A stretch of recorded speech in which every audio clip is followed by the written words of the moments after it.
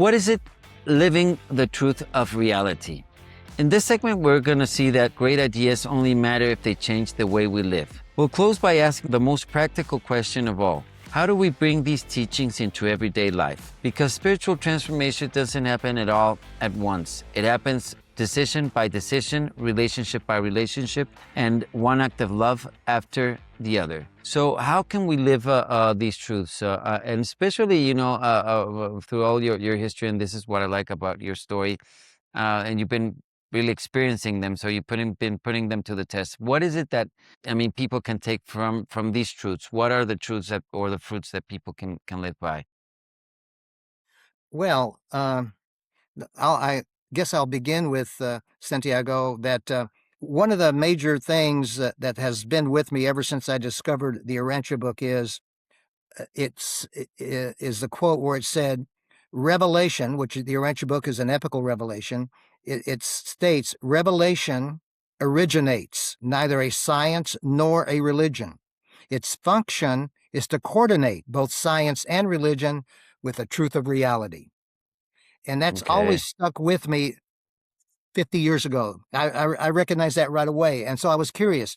There's not only a loving Heavenly Father that we can experience within, there's the impersonal nature of God, uh, uh, uh, the cosmology and deity and all of that. So there's and a revelation coordinates those two with the truth, and that's the truth of reality. It's just not the personal and the impersonal. It's both of those together, coordinated by an epical revelation. I like that, and let me, before you move into the next things that you're going to bring to us, this is something that really was important to me in my search for God. What you're saying about the personal and the impersonal, and maybe for people that are just listening to this for the first time, the qualities of God, and because God is everything, so so everything applies, in a way. I really like this because when I stepped out of the Catholic Church, one of the things that really interested me was Native American traditions and the concept of the Great Spirit, and that personality less. It wasn't like in more the Western or the Judeo-Christian religions that we have, a personality. So it was really good for me to understand this. I always use the concept of the Force as the Star Wars presents us to us, and that is God. It is both things, the personality and the non-personal part of deity, right? Exactly. And that, to me, that's a big thing. And younger people and people that they're not going to just accept prior teachings that doesn't match up with what they're learning and experiencing themselves. True. And so they keep searching. And that's what the Urantia Book does. It answers those kinds of questions coherently, consistently, and always consistent with truth, beauty, and goodness, and very strong on the family life. So it's got the combination of all of those. And so that's what attracted me. And over the years, when I was with the State Department and prior to that, uh, you're talking about the impersonal nature of God. There are Hmm. numerous discoveries going on a daily basis, and especially with AI now, and all of that. I have contacted hundreds of scientists, astronomers, archaeologists, etc. personally. And naturally, 99.9% of the time, I don't hear back. But if they discovered something that's consistent with the Urantia Book, and they didn't discover it until after the Urantia Book was printed in 1955, which we got a date timestamp to prove that, no question, I contact those individuals and congratulate them on their discovery, and and then say, "Oh, you might be curious of what the Urantia Book says," and confirms what you just, what you came up with. Not most of the time, I'll never hear back, but I have heard back from a few, and one published a book. Yeah. That's interesting. What did they say? What was their opinion? And I'd love to hear that. Oh, yeah. Well, one book, as an example, was The Garden of Ediacara. The Garden of Ediacara, published by Columbia University Press, Okay. Professor Mark McMinimum, and I mentioned I congratulated him on what he found and discovered south of Tucson. And again, I never hear back from those people, folks normally, those scientists. But he wrote that book and he never told me about it. Actually, emailed me back and he said, JJ, can you confirm that the 1980 something printing is the same as the 1955? So I said I could confirm that. Yes, it was published in 1955. And not only that, part 3 and part 1 and 2 was indicted and put into the English language in 1934, and part 3 was 1935. And then I forgot about it because I never heard back. Years later, he writes this book, Prestige, Columbia University Press, and he devotes 10 pages to the Urantia book. Really? And one of the things he brings up, Santiago, is he says, how can some precocious book from some dark corner know about the Precambrian supercontinent before we even discovered it? He was humble. He acknowledged it. He says, I invited him to the Flagstaff back when they were having a flag conference. He says, well, I can't become a proselyte for Urantia, but I wish him all the best. And he mentions my name. Yeah. He says, J.J. Johnson turned me on to the book, etc. So anyway, that was just so beautiful to hear years later. And he didn't even, I discovered it from someone else in the Urantia community, Matthew Block, and you may have heard of him, what he does. He's got secondary sources that were, matched up with the things in the Urantia book. And he discovered that Mark McMinimum, and then contacted a mutual friend who's a retired attorney who passed away years ago here in Phoenix. And he said, JJ, look at this. And that's how otherwise I don't know if I'd ever found it. Yeah, it's in there. But this is something that's I think another point that's good. I mean, what we were just discussing and you presenting, the impersonal and personal qualities of God, and also the reconciliation that you're saying about deity and science, about religion and science. Because we've gone into a world, and this is something that I also learned from Peterson, before there was a lot of meaning, before science, before we got to rationalize everything, we got to our everyday life, we had meaning, it wasn't just data, go to work and come back home. So we kind of lost that. So how important that is, that we do not throw the baby with the bathwater when it comes to religion, I mean, in science, and that we reconcile religion and science. We're getting back to that, like you said, and it's sad that happened over that period of time. A good example of that that's we can look positive towards, Santiago, is the Discovery Institute. Dr. Stephen Mayer, Intelligent Design. He wrote a bestseller, Return of the God Hypothesis. And Okay. this guy is articulate. He's got the credentials. He's got three letters to the right of his name, and he can go toe to toe with the hardcore scientists who reject the spiritual side. Excuse me. And he's making tremendous progress with the Discovery Institute, and he's getting a lot of people can check him out. He's got a lot of interviews, and he can really make a case. He provides 3 scientific examples concretely that he sums it up by saying that this shows that the best possible answer to evolution, there had to be an intelligent design. Definitely. And he gives 3 examples of that. And of course, with our Heavenly Father being outside of time and space, that the Urantia book coordinates that and gives us an explanation as how all that can happen. And so that's Yeah. another good one. Yeah, this is really good in how we're going back to the premise of that this was intelligently designed, how this can be a fluke or how this can be an accident. It just goes beyond, once you know everything. And I think it's really important that it's not, we kind of always think when you don't know how an industry works, you could just see the storefront. It's very simple, and we kind of see the spiritual or the universal administration as something very simple, just God sitting there and just ruling us things. But there is such a vast array of beings, of functions, of levels of coordination throughout the universe, and it's not just we're just sitting there idly.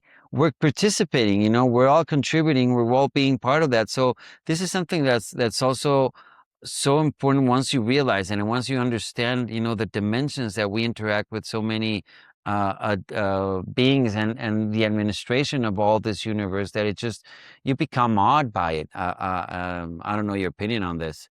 No, I agree. We're in the same sheet of music. You know, science and religion are not two antagonistic views of reality. They are views of two aspects of one reality. And as we discussed, the personal nature and the impersonal nature of God. And that's what an epical revelation like the Urantia book does. It just so happens that the current epical revelation that we have, the Urantia book, is in written form. Jesus, of course, was an epical revelation, and along with Adam and Eve and the sage of Salem, Melchizedek, and another, the first one, Dalmatian Teachings, which is what the Urantia book does. It brings us up to speed on uh, on the other epical revelations that we receive distorted and some not at all. Brings it up current with you'll be like a cow chewing its cud. That's what I always believe. That makes sense. So it just resonates. Like the Adam and Eve, they cleared that up. It wasn't the apple in the tree; it was the pear on the ground. But they cleared all that stuff up in a way that it's consistent with truth, beauty, and goodness. And we have available, each and every one of us within us, the gift to be able to draw upon our own personal spiritual insight. And like you said, with all the help around us, we can gain that insight, but we still have free will. So if it makes sense and it resonates and the truth bells go off, then it's something that those that have discovered the Urantia book and active are. Yeah. Yeah, and it's important. I mean, what you're saying, it's if it rings a bell, that discernment that everybody has, and that's something that, I mean, I've been in my spiritual quest and reading the UB and I mean, for many a long time, 26 plus years. But it's really important when people start to open or break from that cocoon or that shell, that they do use discernment.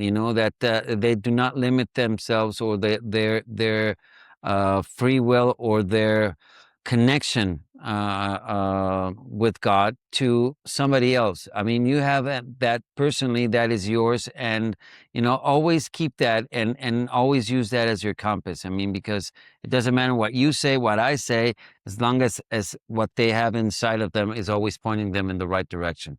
Yes, beautifully said. I agree wholeheartedly. The Urantia book or the Urantia Revelation, I sometimes refer to it as my spiritual GPS. You can Hmm. rely on it. You're going down, and if we drift into material things, it's a rocky, and we get back on it, and it resonates within us. And like you said earlier, Santiago, when you're asked someone to close their eyes and you touch them, and they say, "Well, you feel it, don't you?" And they mention because of a personal experience, it lets us know that we should have a spiritual experience that's so personal and so sublime that it can be realized and expressed only by feelings that lie too deep for words. We have to live it out, and that's Exactly. what happens. Well, I mean, this is very simple. I mean, a very simple example. But when you see the two couple of lovebirds, young lovebirds, they don't talk. They just, they just stick together, and that's it. And that is love, and that's a very crude or simple example. But that's what it is. It doesn't need words because the emotions and the feelings that flow through that are beyond words. And that's, I think, some of part of what the experience that you had in 22 years old that was wordless. There wasn't any dialogue, but you had, so much information that was shared, I believe. Yeah, it's the personal, the real, the Urantia revelation it's not a religion, but it is a religious revelation of epical significance. But it's the personal communion with God that we have, each and every one of us, that resonates and validates, and then Yeah. we can layer that and complement it with an epical revelation to bring in the details that we haven't experienced yet. I mean, we don't know where we're going after we die, but the way an epical revelation like the Urantia book presents it, it brings it all together. Our soul growth, the spiritual becoming, ascending more spiritual, and those kinds of Yeah. things.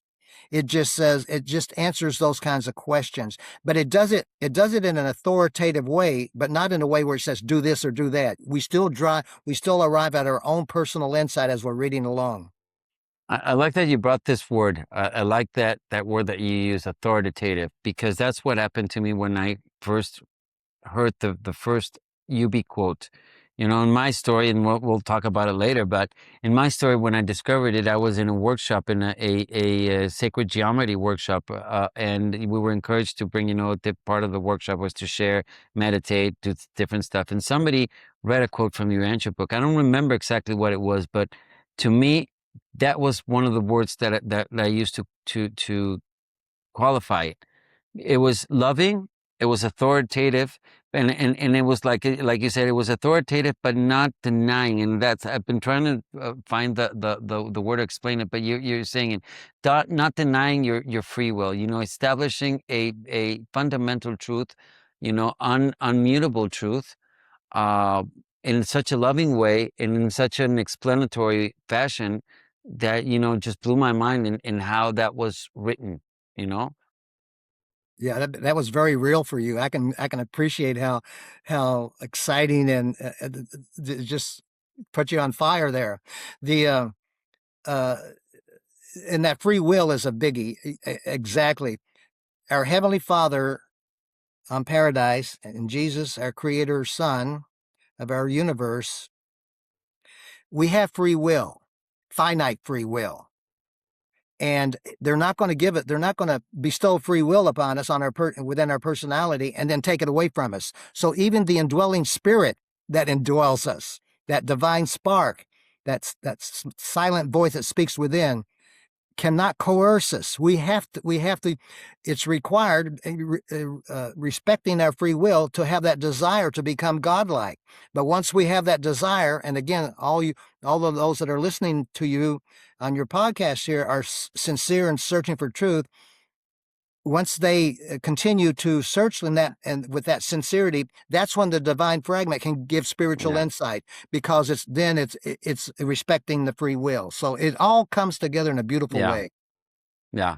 So beautiful, beautifully put. And how perfect, this is one of the things, the takeaways that I get from all this, how perfect in its structure and its execution, the limits, or how, no, I don't want to say limits because it's limitless, but how it delineates, the interaction between all of us and our ways forward in evolution and attaining God, which is what we're all doing. So it's really interesting, and I really appreciate you sharing all of this, and for people that are in this path and looking for truth, that they find these truths and that they read them from themselves. It's not just you and me or anybody else telling them, but that they can really go into that and find this experience and live this experience themselves, right? Yes, the Urantia book, or the Urantia revelation, is not a mere revelation of facts. It's an epical revelation of truth. And that's what we talked about earlier, the personal and the impersonal nature of God. It's the truth of reality. And there's no comparison. There's no other written source available on our planet that provides this approach in a personal, loving way that will be consistent with someone that's searching and and resonates with their own personal experience. And I love what you said in a personal, loving way, because this never takes away from you. And this is what is always good. And I always mention this is not that you have to do away. This is on the contrary. This is just more information for you to expand your understanding of God and perception of divine realities. So this is what it's all about.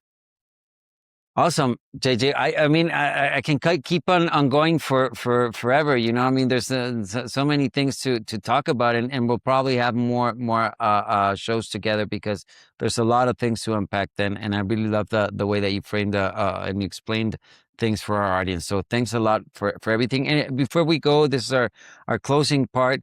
Anything that you want to point out, suggest, or comment to our audience? Well, again, thanks for sharing your podcast with me, and I love listening to your interviews, and because everyone loves a story. And oh, by the way, Speaking of stories, I don't know if you've heard of How I Found the Urantia Book by Saskia. Are you familiar with that one? No, no, no. 367 inspiring true stories.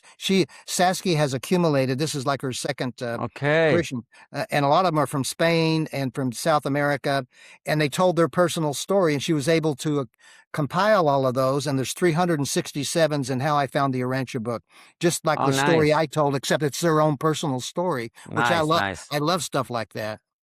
Nice. And That's pretty nice. the other one, The Invention of Sacred Tradition. Okay. This is published by Cambridge University Press. Mark McMenamin was Columbia. So these are different uh, people who are not they're not familiar with they're not students of the Urantia Book. They just do academic write-ups on things that they've discovered. One about Scientology, the Urantia Mm-hmm. Book on Mormonism, and all of those Latter-day Saints. Uh-huh. And so one professor out of the UK, she wrote a 10-page regarding the Urantia Book as an independent academic write-up, and she says at the end of her 10 pages in the Invention of Sacred Tradition, uh, uh, she's been following over the shoulder the Urantia community all these years. And Mm-hmm. so her contribution in that book, The Invention of Sacred Tradition, at the she gives all kinds of examples, automatic handwriting, this and that, but at the end she says the Urantia Book cannot be proved or disproved. The people have to discover it for themselves because it's so recent. It was published in 1955. This is not something that was Not so they even can 100 years. right. So they can validate these things. So she says she's very academic about it, and she's very honest. It's the best write up I've ever seen from someone that gives an honest review of and not taking into account personal Yeah. experiences and those kind of things. And it's very positive. All I mean, there's a lot of things that you just pointed out, and I'll have to check out. But I like the one about the stories of how they found the Urantia Book. Like, as we say, how did the book find you instead of how did you There find the you go. book, right? Yeah, awesome, awesome. Well, thanks a lot, JJ. It's been really a pleasure. And like I said, we're gonna plan more of these conversations and share more with our audience. Did I? So Yeah, just if you have enough time, did I mention yeah, my book that I came out with? The yes, please do so. I forgot about that. At least please tell us. Yeah, I wrote secondary works to the Urantia Book is exploring the Urantia revelation, bridging science and spirit with the truth of reality, like I would discuss the truth of reality. But it's published by Skyhorse and distributed by Simon and Schuster, one of the big five distributors, Yeah, goes all throughout globally. And I had a book signing in Barnes and Noble, the big bookstore here in the U.S. So it's one of those. If you have that kind of curiosity, you can go on Amazon, check it out, and it's in 3 formats: hardcover, audio. They did an audio book plus the Kindle. awesome, awesome. Yeah, please repeat the name, and we'll put that in the information as well, the link Oh, and thank you. the Yeah, title. exploring the Urantia revelation. Bridging Awesome, awesome. science and spirit with the truth of reality. And what I did, Santiago, was I told my story, what we just discussed briefly in the beginning, to make it more personal. And Yeah. then some of the experiences I had with the U.S. State Department over the years. Yeah, I think personal stories are very important, like you said. Yeah, who doesn't love a good story? And I think that's where we make the human touch points, where we can relate and understand, how somebody reacts and lives certain things and how we can relate to those. So it's really important that we have those personal stories. And yours is a very interesting one, JJ. I really enjoyed what you shared. Well, thank you so much, and thanks for having me. No, it's a pleasure. And to all of you that watch this set, thank you for joining us and watching. Remember that if you like what you're hearing, to tell people out there, maybe they can find something in our conversations as well. And remember always, if you like the content, to like, share, and subscribe. And I'm Santiago Nieland. Take care. This is the Divine Within, and Carpe Diem. On the Divine Within podcast, we share real conversations to help you find a personal connection with God. My goal is to support your faith, growth, and journey toward discovering the divine within yourself. Join us to deepen your faith and spiritual journey.